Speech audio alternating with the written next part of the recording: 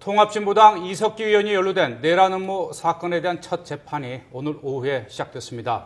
이번 재판의 최대 쟁점은 이른바 혁명조직 회합의 대화 내용이 담긴 녹취록의 증거 채택 여부입니다. 네, 재판의 진행 상황 그리고 앞으로 전망을 김용남 변호사와 짚어보겠습니다. 어서 오세요. 어서 오십시오.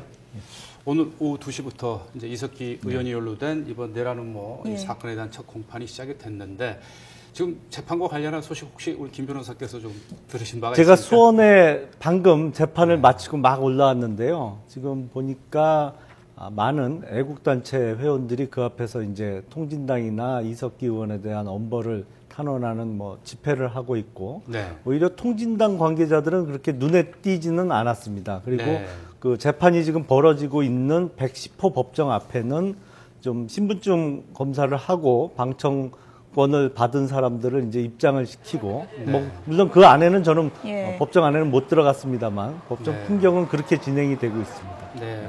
어쨌든 이 경찰 병력이 상무막에 깔린 가운데 이제 재판이 시작이 됐는데 오늘 이제 검찰의 공소 내용 진술, 또 변호인단의 의견 진술, 그리고 이석기 의원 이 피고인들의 의견 진술이 이제 오늘 이어졌는데 어떤 점이 가장 이 공방이 벌어졌다고 보십니까?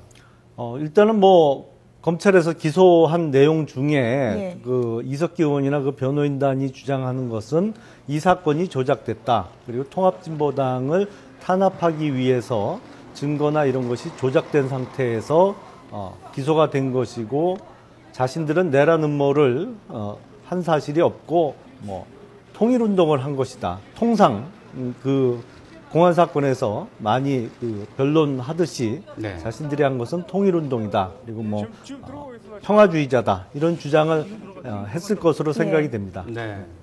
일단 핵심 쟁점을 짚어보면은 녹취록이 실질적인 증거로 인정을 받을 수 있느냐 이 부분인데요. 어떻게 전망하십니까? 지금 이석기 의원이나 그 변호인단이 그 녹취록, 결국엔 이제 녹취 파일이 가장 문제인데요. 녹취 파일 자체가 조작이 됐다라는 주장은 안 하고 있는 것으로 보입니다. 예를 들어서 자신들이 하지 않은 얘기가 녹음이 돼 있다든지 그런 주장은 아니고, 이 녹취 파일이 사실상 국정원의 하수인인 이모 씨가 당사자들의 동의 없이 녹음을 한 것이고, 또 감청영장 없이 녹음이 이루어졌기 때문에 소위 불법하게 수집된 증거로서 증거 능력이 없다. 이런 주장을 기존까지 하고 있는 것으로 보이고요. 근데 이건 법률적으로 좀 정확히 짚어보면 이 제보자 이 씨가 그 회합에 같이 참여한 사람으로서 대화를 나누거나 그 회합의 일원으로 녹음을 한 것이기 때문에 통상 이런 경우에는 계속 증거 능력이 부여가 됐었습니다. 그렇게. 근데 지금 이석기 의원 측에서는 감청영장이 필요했다. 이게 일종의 수사기관의 사자 내지는 하수인이다. 이런 주장을 하고 있는데 이건 국정원의 직원이 녹음을 했더라도 어떤 기계적인 장치에 의해서 원거리에서 소위 그 도청 장치를 이용해서 녹음한 것이 아니고 그 대화자 중에 일부였기 때문에 통상의 예에서는 계속 그 증거 능력이 인정됐었습니다. 그리고 지금 한 70시간 정도의 그 녹음 파일이 존재하는 것으로 알려져 있는데 그 70시간의 녹음 파일 중에 상당 부분은 또 수사기관에서 미리 감청영장을 받은 내용입니다. 네, 이 녹취 파일을 이제 재판부가 증거 효력을 인정하느냐 여부는 이제 위법성이 있느냐, 불법성이 있느냐 그 과정에서 이제 그게 쟁점인데. 이와 유사한 사례가 3년 전에 기소가 됐었던 왕재산 사건 같은 경우에 대부분에서 무효가 되지 않았습니까?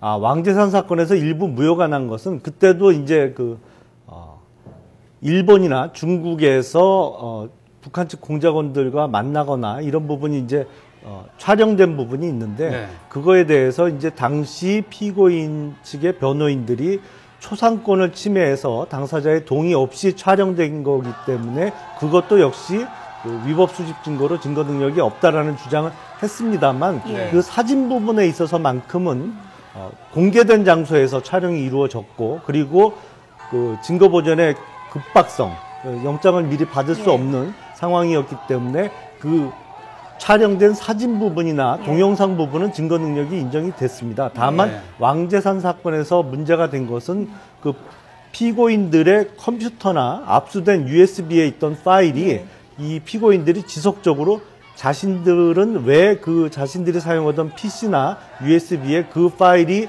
저장돼 있는지를 모르겠다.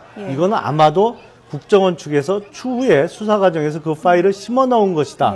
라고 주장을 하면서 압수 과정에 있어서 압수 과정부터 시작해서 중간에 그 파일을 열어보는 수사 절차에 있어서 피고인이나 변호인들이 원본 그대로 유지가 된다는 부분에 대한 확인이 없었기 때문에 이것은 이런 봉인 절차 과정에서 이런 동의가 없었다.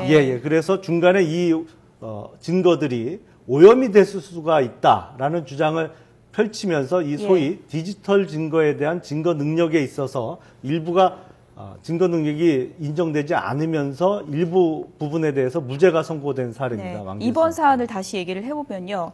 이제 지금 변호인단 측에서는 내부 제보자에게 녹취를 이제 시켰다 이렇게 주장을 하고 있는 거고 국정원 측에서는 자발적으로 한 것이다 이렇게 이제 주장을 했던 게 기존의 입장인데요. 시킨 것과 자발적인 것과 이걸 어떻게 서로 입증을 할 수 있는 겁니까?